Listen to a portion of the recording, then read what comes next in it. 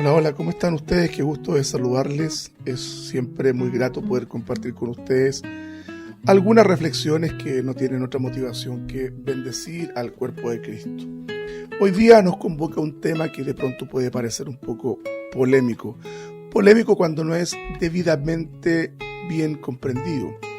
Pero es de tremendo consuelo cuando podemos definitivamente adentrarnos en los recónditos recovecos de la teología reformado calvinista y podemos encontrar sino paz y consuelo a nuestro corazón. Hoy día vamos a hablar acerca de la predestinación. Ahora, no es fácil abordar el tema de la elección y la predestinación sin anteponer los naturales prejuicios y caricaturas también que se han hecho de esta concepción teológica, menos aún cuando el carácter amoroso de Dios y su misericordia quedan expuestos al arbitrio del análisis de estas posturas que de pronto generan enfrentamientos. Quiero partir citando a un muy estimado teólogo, por lo menos por mí, al teólogo R.C. Sproul, quien señalaba, abro comillas, hay muy pocas doctrinas que despiertan tanta controversia o provocan tanta consternación como la doctrina de la predestinación. Es una doctrina muy difícil que requiere ser tratada con mucho cuidado y esmero. Sin embargo, es una doctrina bíblica y por lo tanto es necesario considerarla. No nos atrevamos, pues, a ignorarla. Cierro entonces la cita de este connotado teólogo americano. Es importante de mencionar, mis hermanos, tal y como lo expone Sproul, que tanto la elección como asimismo la predestinación son doctrinas claramente expuestas en la Escritura y una correcta comprensión de ellas nos permitirá vivir un evangelio de mayor esperanza. Porque da certeza, finalmente, la predestinación y la elección nos procuran certezas que la filosofía u otras religiones no nos entregan. Por lo tanto, es importante que un creyente conozca y profundice sobre esta temática tan importante. Fíjese que tanto la predestinación como asimismo la elección han generado conflictos irreconciliables. Podemos encontrar a muchos que se enfrentan en los más diversos espacios con el objeto de hacer prevalecer sus opiniones y con la clara intención de persuadir a otros de sus posturas. Ahora, para resolver este problema, sin lugar a dudas, tenemos que mirar lo que la Escritura nos dice al respecto, y esto es vital. Debemos dejar que la Biblia hable respecto a un tema tan relevante como este. Cuando hablo de estos conflictos, siempre son esta suerte de pretendidos teólogos que en las redes sociales se enfrentan, ofenden, critican y maltratan a otros que eventualmente no piensan como ellos. Hay dos grandes contendores, los más reconocidos a través de la historia. No vamos a profundizar sobre ellos, los vamos a mencionar. Hablo de Calvino y Arminio, el uno francés, el otro holandés, y sus seguidores, hay que decirlo, no han logrado hallar un espacio de diálogo donde prime el amor y el evangelio, y esto es fundamental. Esta parte de la teología reformada y de la teología bíblica, sin lugar a duda, tiene que ser tratada con el mayor de los cuidados. Ahora, prácticamente todas las iglesias cristianas tienen algún tipo de doctrina sobre la predestinación, es inevitable, porque el concepto evidentemente aparece en las Sagradas Escrituras. Estas iglesias, sin embargo, están en desacuerdo, a veces en franco desacuerdo, diríamos, respecto del significado que esta tiene. Nosotros creemos, como reformados, evidentemente, y siempre estamos transparentando nuestra postura, creemos en una elección incondicional. Aquellos que han cerrado filas respecto a las escuelas arminianas sostienen que la gracia es una gracia condicionada, y es una gracia condicionada al acto de creer del sujeto en cuestión, y por tanto es elegido. A esto se le denomina la gracia previniente, es decir, Dios miró desde la eternidad a aquellos que iban a creer en Él, y a partir de esta información que Él obtiene producto de su presencia, escoge a quienes van a ser salvos. A mí la verdad me parece que esta postura no tiene mucho fundamento bíblico. Más bien creemos que la elección es de carácter incondicional. Dios nos ha escogido sin mediar ninguna obra de piedad o moral de parte de nosotros, porque evidentemente que estábamos totalmente y absolutamente en bancarrota. Es importante, hermanos, comenzar hablando acerca de la condición del hombre. La Escritura deja de manifiesto la condición de los hombres después de la caída. Los efectos del pecado fueron y han sido ciertamente tan devastadores que la naturaleza humana caída no tiene posibilidad alguna de, mediante sus méritos, buscar a Dios y establecer una comunión con Él. No hay ninguna posibilidad. El hombre está muerto en sus delitos y pecados, y lo vamos a ver. Conversando con un gran amigo, un pastor pentecostal americano, porque los hermanos pentecostales se probleman mucho en darle toda la gloria a Dios. Ese tópico, digamos, de la reforma, el sol y deo gloria, a muchos hermanos evangélicos que militan en el mundo pentecostal, por el cual sentimos mucho respeto, cariño y aprecio, y les honramos ciertamente, pero les cuesta un poco afianzar la idea que la salvación es toda de Dios, es solo de Él. Y que nosotros no ponemos ni el 1, ni el 10, ni el 50%, más bien es una acción de carácter monérgica, es decir, Dios interviene en aquellos que ha escogido de tal suerte de llevarlos inevitablemente a la salvación. No corre entre nosotros los reformados, como se cree en el mundo pentecostal, más arminiano, evidentemente, nosotros, ese concepto de nosotros recibimos a Cristo.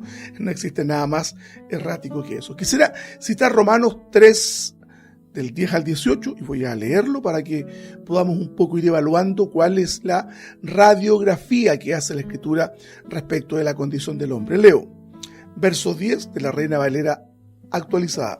Como está escrito, no hay justo ni aun uno, no hay quien entienda, no hay quien busque a Dios. Todos se apartaron, a una fueron hechos inútiles, no hay quien haga lo bueno, no hay ni siquiera uno. Verso 13, sepulcro abierto su garganta, con su lengua engañan, hay veneno de serpiente debajo de sus labios, su boca está llena de maldiciones y amargura, sus pies son veloces para derramar sangre, hay ruina y miseria en sus caminos. Verso 17, no conocieron el camino de paz, no hay temor de Dios delante de sus ojos. La verdad es que el análisis, digamos, de cómo la Escritura transparenta el corazón del hombre caído, el hombre no regenerado, es que no tiene ninguna posibilidad. No hay justo, ni aun uno, no hay quien busque a Dios. Y esto es una verdad que debe ser establecido como un axioma que no requiere discusión, pero bueno, las discusiones se dan en el mundo evangélico dadas las diferentes concepciones teológicas que se tiene respecto de cuestiones de orden antropológica, es decir, relativas al hombre. Pero no solo quiero quedarme con esta expresión. Romanos 5:12, de la misma forma y en el mismo tenor que nos habla Pablo en el capítulo 3, dice: por tanto, como el pecado entró en el mundo por un solo hombre, y por medio del pecado entró la muerte, así la muerte pasó a todos los hombres, por cuanto todos pecaron. Y aquí viene entonces a hacer eco de lo que Pablo nos está señalando en el capítulo 3. No hay quien busque a Dios. No hay ninguno que sea justo, en cuanto todos pecaron, es decir, nos está poniendo en relieve la Escritura la universalidad del pecado. No hay quien no haya pecado, y ciertamente ha pecado de forma tan terrible que ha ofendido la santidad y la justicia de Dios. Dice el Romanos 6:23, redundamos sobre esto, porque la paga del pecado es muerte, pero la dádiva de Dios es vida eterna en Cristo Jesús, Señor nuestro. La paga del pecado es muerte, pero la dádiva de Dios es vida eterna en Cristo Jesús. Siguiendo entonces con esta radiografía que se hace al corazón humano, que hace la Escritura y que lo deja claramente en un sitial poco conveniente para poder suponer que el hombre tiene capacidad alguna de acercarse a Dios por sus propios méritos. Mire, Efesios 2, del 1 al 2, estoy leyendo la Reina Valera actualizada. En cuanto a vosotros, estabais muertos en vuestros delitos y pecados, en los cuales anduvisteis en otro tiempo conforme a la corriente de este mundo y al príncipe de la potestad del aire, el espíritu que ahora actúa en los hijos de desobediencia. En cuanto a vosotros, leo nuevamente, estabais muertos en vuestros delitos y pecados. En realidad, este muerto para algunos puede ser una suerte, de recurso retórico, de recurso estético, recurso literario, por el cual se está ilustrando la condición del hombre. Para algunos, en realidad, en mi caso personal, y creo también de alguna forma explicar lo que la teología reformada nos enseña respecto de la condición del hombre. No hay posibilidad alguna de que el hombre pueda buscar a Dios por sus propios recursos. Como hemos visto, entonces, la condición del hombre es de total rebeldía a Dios. El pecado ha cegado de tal manera su conciencia que éste peca, y no solo peca, sino que se deleita en el pecado y vive permanentemente de espaldas a Dios. El pecado es grato para el hombre, y en realidad el pecado es grato para todos.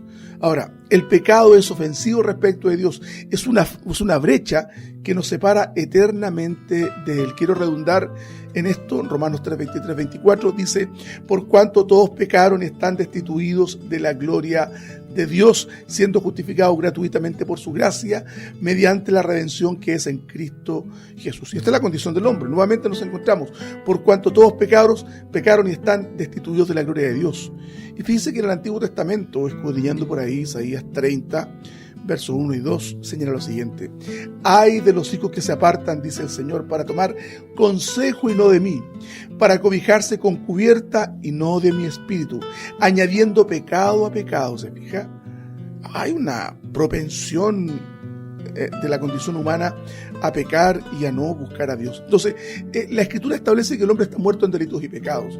La Escritura establece que la muerte entró al mundo por causa del pecado. Y también la Escritura establece, los versos que hemos leído, que han sido muy pocos, ciertamente, pero a partir de eso nosotros podemos colegir por lo menos una línea doctrinal acerca de la condición del hombre. Entonces, el pecado primero es una condición universal. El texto bíblico dice: todos pecaron, nadie está excluido de esta situación espiritual. Y si la humanidad ha pecado y ha ofendido a Dios, es justo que Dios castigue con severidad el pecado humano. Es justo. Y si Dios castiga a la humanidad toda, pues toda ha pecado, ¿estaría siendo injusto? ¿Alguien podría recriminar a Dios o reclamarle algo si Dios en su santa justicia condena a la humanidad completa? Por lo tanto, entonces, esta pregunta, es decir, ¿Dios decide salvar a todos o a algunos?, es sin lugar a dudas un cuestionamiento no muy sencillo de responder para muchos. Es además una pregunta que nos pone ante un escenario que inevitablemente llevará a disputas, a conflictos, porque a algunos les ofende que Dios sea el autor y el consumador de toda la salvación en Cristo. Ahora, la pregunta entonces: ¿se propuso Dios salvar a toda la humanidad en Cristo? Para algunos la respuesta es sí. Esto quiere decir que el sacrificio de Cristo en la cruz hizo provisión por toda la humanidad, cayendo muchas iglesias evangélicas una suerte de universalismo, como algunos teólogos, entiendo, como Karl Barth, qué sé yo, y algunos otros teólogos liberales, finalmente han cerrado filas o cerraron filas porque ya no están respecto a esta universalidad de la salvación. Finalmente Dios va a salvar a todo el mundo. Ahora, los reformados o calvinistas sostenemos que existe una elección de carácter incondicional por la cual Dios, entre la humanidad caída, decide salvar a algunos y dejar a otros en su pecado y condenación. Y esto es muy difícil de entender. Por lo tanto, Dios a algunos les concede su misericordia, es decir, a los elegidos, y a otros les aplica su justicia, es decir, a aquellos que son reprobados. Y este es un tema tremendamente importante que más adelante en este estudio lo vamos a ver. Es cómo se han hecho caricaturas injustas de lo que entraña la predestinación como doctrina. Entonces, la predestinación tiene dos categorías, ¿verdad? Dos caras de una moneda. Tiene entonces la elección y tiene asimismo también la reprobación. Louis Berkhof, teólogo presbiteriano de origen holandés, americano, señala respecto a la elección: es aquel acto eterno por el cual, en su soberano beneplácito y sin tomar en cuenta ningún mérito visto de antemano en ellos, la gracia preveniente que decíamos, elige cierto número de hombres para ser los recipientes de gracia especial y de eterna salvación. Y ahora quiero detenerme en un pasaje de la Escritura que yo creo que acalla, digamos, las voces autosuficientes de aquellos que pretenden hacernos creer que la salvación es un acto entre Dios y el hombre en conjunto, es una fuerza de carácter sinérgica y no monérgica. Mire, Romanos 9, del 9 al 13, porque la palabra de la promesa es esta: porque este tiempo vendré y Sara tendrá un hijo. Y no solo esto, sino que también cuando Rebeca concibió de un hombre, de Isaac nuestro padre, y aunque todavía no habían nacido sus hijos, ni habían hecho bien o mal, para que el propósito de Dios dependiese de su elección, no de las obras, sino del que llama. A ella se le dijo: el mayor servirá al menor, como está escrito: a Jacob amé, pero a Esaú aborrecí. Sigo con la lectura, verso 14 del mismo capítulo 9. ¿Qué pues diremos? ¿Acaso hay injusticia en Dios? De ninguna manera, porque, dice Moisés, tendré misericordia de quien tenga misericordia y me compadeceré de quien me compadezca. Por lo tanto, no depende del que quiere ni del que corre, sino de Dios, quien tiene misericordia. Porque la Escritura dice al faraón: por esto mismo te levanté, para mostrar en ti mi poder y para que en mi nombre sea proclamado por toda la tierra. De manera de quien quiere tiene misericordia, pero a quien quiere endurece.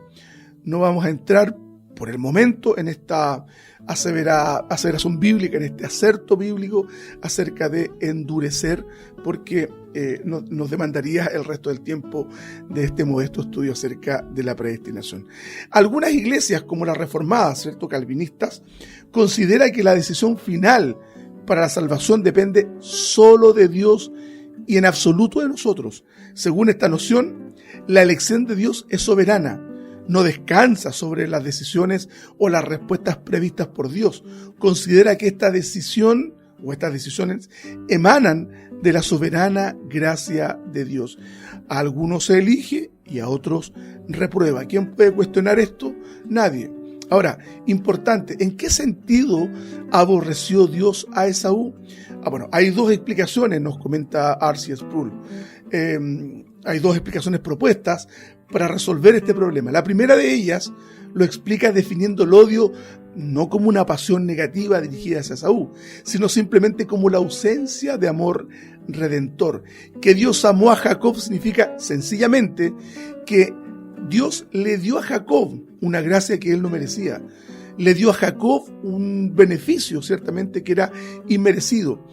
Esaú no recibe este beneficio o el mismo beneficio y en dicho sentido fue aborrecido por Dios, es decir, puesto de lado conforme a los propósitos redentores que Dios ha establecido.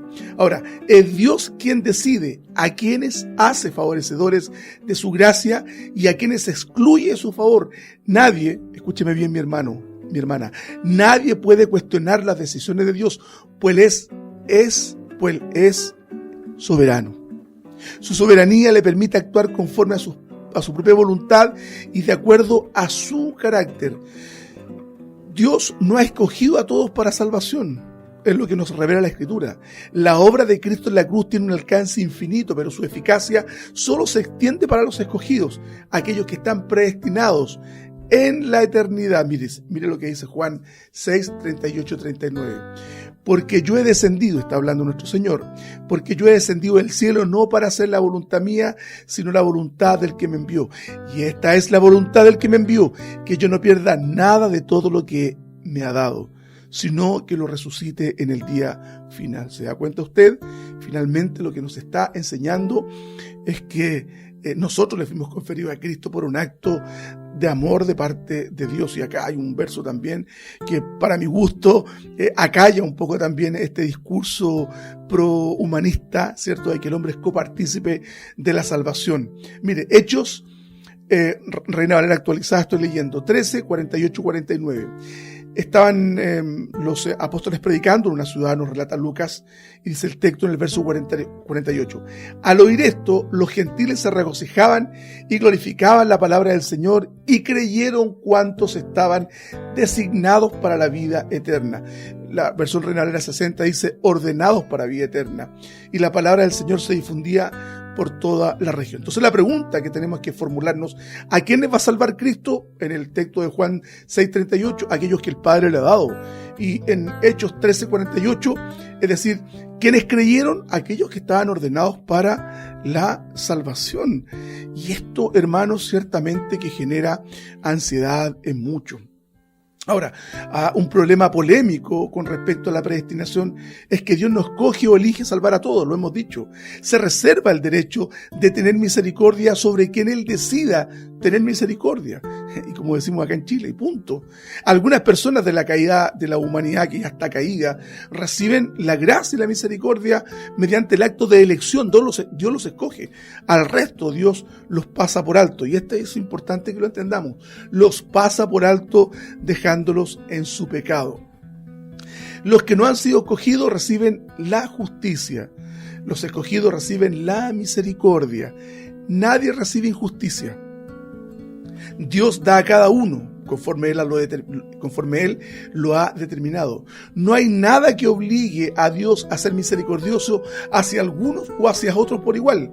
Es su entera decisión definir cuán misericordioso desea ser. Sin embargo, nunca será culpable de no ser justo con alguien. Y es lo que Pablo plantea en Romanos capítulo 9, ¿verdad? ¿Está siendo injusto Dios? Hace una pregunta de carácter retórica, porque la respuesta es evidentemente que no. Fíjese, Efesios 1, el 4-6. Asimismo nos escogió, es decir, el acto de elegir de una humanidad caída. Leo. Asimismo nos escogió en Él, en Cristo, desde antes de la fundación del mundo, para que fuésemos santos y sin mancha delante de Él. En amor nos predestinó por medio de Jesucristo para adopción como hijos suyos según el beneplácito de su voluntad, para alabanza de la gloria de su gracia que nos dio gratuitamente en el amado. Fíjese que John Owen, teólogo del siglo XVII me parece, dice: Cristo no murió por culpa de un incidente determinado como algunos consideran. Él murió por todos los elegidos de Dios para que crean, y al hacerlo tener vida eterna. La fe en sí misma está entre los principales efectos y frutos de la muerte de Cristo, nos señala John Owen. Entonces, ¿qué es lo que hemos visto hasta ahora? Primero, la culpabilidad inexcusable del hombre, la universalidad del pecado, la condena a muerte del pecado del pecador en razón de su pecado. También hemos visto que Dios escoge o elige a quienes extender su misericordia y a quienes no. También nos habla, lo que hemos visto hasta ahora, la predestinación es una elección antes de la creación del mundo. La predestinación conlleva una elección y también una reprobación.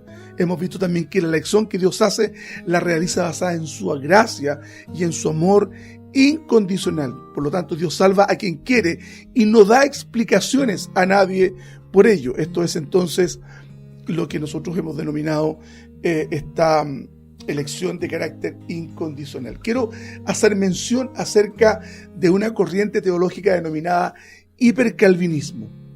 Lo que en términos simples sería como una exageración de los principios de la teología calvinista respecto del tema de la salvación. Ya hemos hecho mención que la predestinación incluye dos partes, ¿cierto? La elección y la reprobación. Esta línea de pensamiento, hablo del hipercalvinismo, señala que Dios interviene activamente en la vida de los escogidos para obrar su gracia en sus corazones y para atraerlos a la fe. Del mismo modo, en el caso de los pecadores, aquellos que han ofendido a Dios con sus pecados, dice el hipercalvinismo, obra el mal en los corazones de los malvados y activamente les impide que se lleguen o que puedan conocer o acercarse a la fe. Es decir, Dios está colocando un cortapisa en aquellos que Él decide no salvar. Es decir, les está impidiendo acercarse a Él. Hermanos, eso es un error. Es claro que, vuelvo a decir, la humanidad está completamente caída y Dios decide escoger a unos y a otros pasarlos por alto. Voy a usar una palabra que no sé si es la más adecuada. Me perdonen ustedes que pueden ser más expertos que yo en el tema. Pero Dios simplemente ignora al resto. aquellos que reprueba y aquellos que pasa por alto su pecado. Es decir, los deja en la condición en la que ya no estaba, en la que ya estaban, perdón.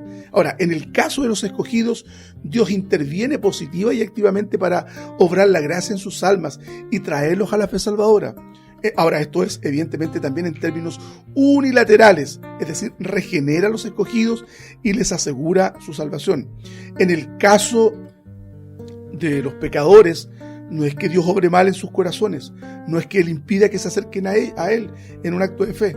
En lugar de esto, los pasa por alto, dejándolos, o los deja expuestos, librados a sus propios pecados. No olvidemos, hermanos, que lo que hemos señalado, a algunos les extiende su misericordia, es decir, a los escogidos, y les aplica la justicia a los réprobos. Apocalipsis 13, del 8 al 9 dice: y le adoraron todos los moradores de la tierra, cuyos nombres no estaban en el libro de la vida del Cordero que fue inmolado desde el principio del mundo. Si alguno tiene oídos para oír, oiga. Y hay un verso que nos habla de esto, muy hermoso.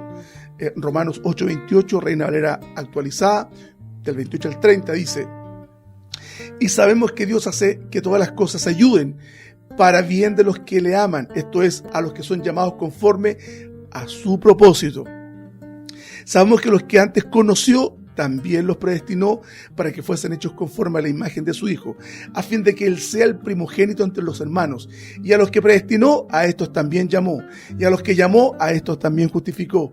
Y a los que justificó, a estos también glorificó. Es decir, los conoce, los predestina, los justifica, los llama y los glorifica. A estos y no a otros. O sea, es decir, cuando conoce a estos, no es a otros. Cuando predestina a estos, como dice el texto, no es a otros.